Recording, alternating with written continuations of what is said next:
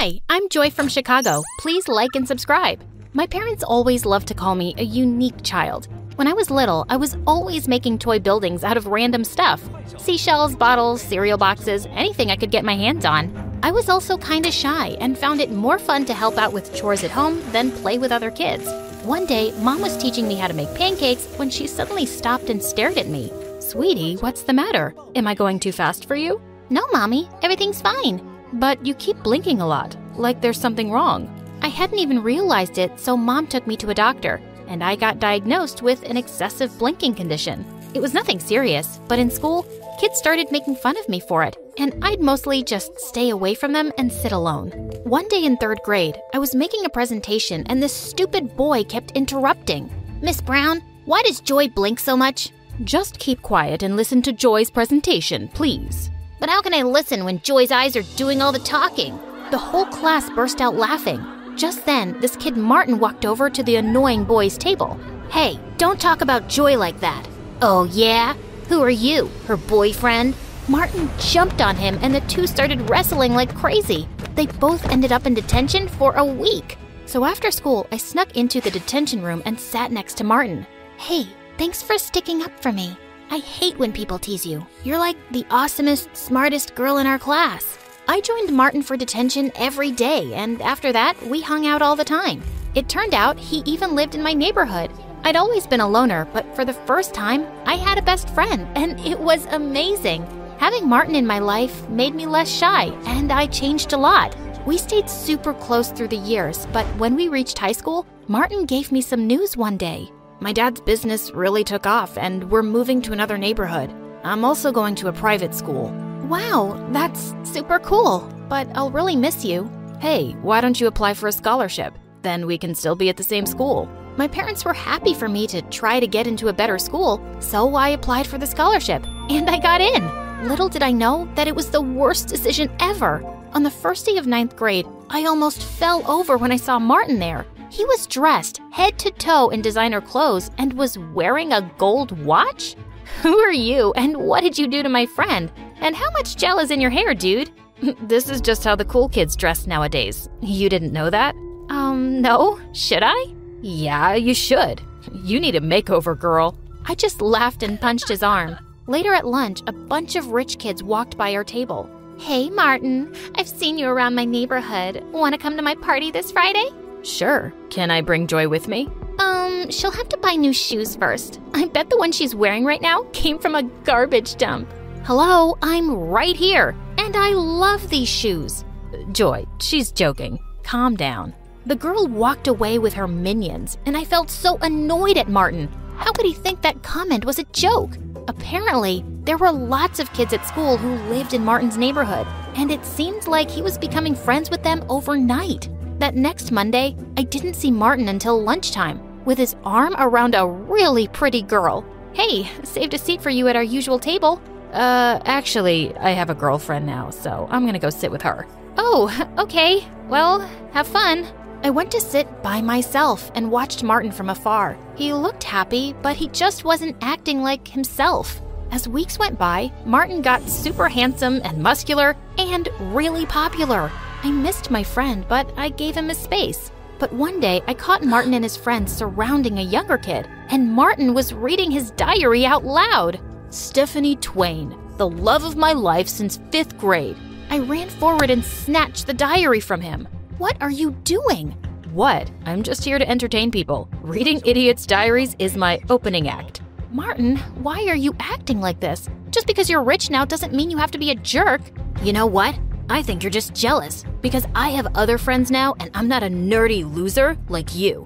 Look at me. I'm Joy and all I do is study in the library because I have no life. Then Martin started blinking really fast and shaking his head. Are you making fun of me? Before I could stop myself, I slapped Martin hard across the face and ran away from there. The whole rest of the day, I had to fight from crying. What a jerk! But when I got home, I forgot my troubles when I found Mom sitting in the kitchen, looking really worried. What's wrong, Mom?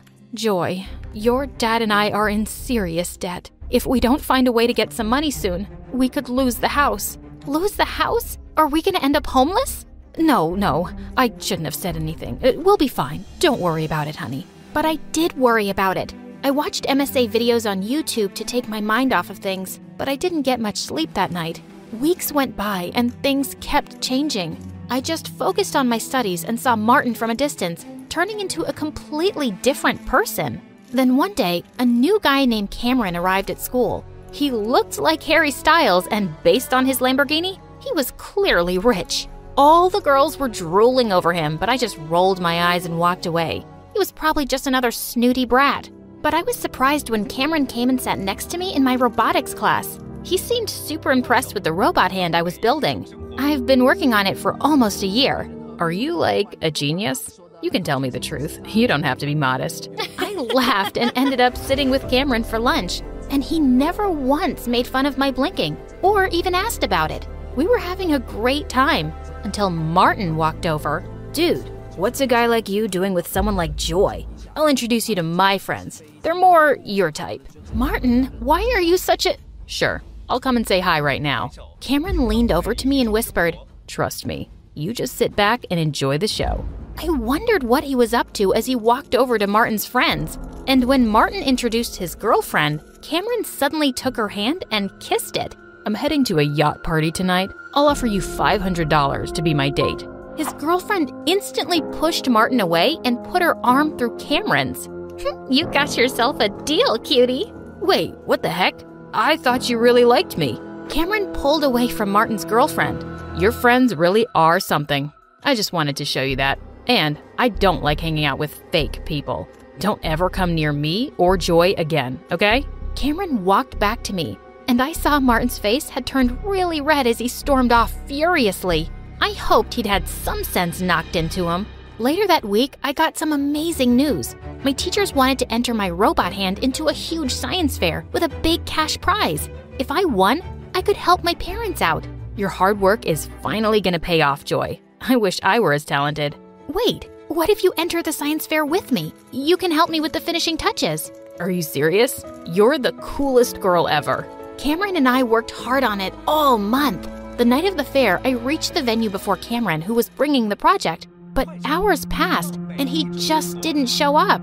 I called and texted frantically, but he wouldn't answer his phone. I was called to the stage empty-handed. The judges couldn't wait any longer. I was disqualified. But just as I was leaving the venue, Cameron showed up. Oh my God, where were you? How could you let me down like that? Joy, I'm so sorry. When I left the school with the project, all my tires were flat 10 minutes later. I couldn't even call you because my phone wasn't in my bag. I don't know who stole it or slashed my tires, but I can make a guess. Martin? I was burning with rage. The next day when I saw Martin in school, I walked up to him and grabbed his collar. You heartless jerk! You did that to Cameron, didn't you? Hey, back off. And yeah, I did. But why are you so worked up? So your lover boy had to wait on the road for a while. Big deal. It's not just about him. Martin, I missed the science fair because of what you did. You know I've been working on that project for a year. Doesn't that mean anything to you? For a second, he looked taken aback, but then he just shrugged. How was I supposed to know all that? Anyway, I did you a favor. You've been a nerdy loser since I met you. It's time you found a new hobby, Blinky. I sprung forward and pushed Martin to the ground. I'm just through with you. I used to think you'd be the last person to ever hurt me, but I don't even recognize you now. You're just a big jerk bully. I turned around and fled from there. At that moment, I hated him so much. A few days later, I was studying at the library for exams and realized it was really late. As I walked out of the building, I heard laughter coming from the back alley. I went over to see what was going on and nearly fell backwards. Martin and his friends were spray painting the principal's brand new car. Are you crazy? What are you doing? Ugh, what are you doing here, Joy? Martin, just please stop this. You could get in so much trouble. As if you care. Just keep walking and pretend you never saw this. I had no choice but to leave, but seeing him this way was so frustrating. The next day when I went to school, all everyone was talking about was how the principal's car was wrecked, and he was raging mad. But in the third period, I was shocked when I was called to the principal's office. I saw on the CCTV footage that you were on the premises last night when my car was destroyed. But sir, I had nothing to do with it, I swear. Oh, I know that, but I think you saw who did it. I just stared back at him and then spoke. It was really dark. I wouldn't be able to tell you who it was for sure. Joy, you're here at this school on a scholarship. If I don't have a name by Monday, you'll lose it for next year. I suggest you be smart and think about your future. I walked out of the principal's office in shock. Just then, Cameron caught up with me. Joy, what's going on? Why were you called to the principal's office? I told him everything that had happened. You can't just throw away your scholarship like that. You have to turn Martin in. How can you even suggest that? He used to be my best friend, and I'm not a snitch. He's not your best friend anymore. He's a jerk, and he deserves this. If he was a nice guy once, he's changed, Joy. But I didn't change. I just can't do this, Cameron. I won't do this. I'll go to another school. It won't be as great as this one, but I'll be okay. Tears stung my eyes. I thought about the colleges and opportunities I'd never have now, but I was doing the right thing. That Monday, I went to the principal's office with a heavy heart, ready to lose my scholarship. But he told me the most shocking news. Martin had come to his office and confessed to destroying his car. So what's going to happen to him now?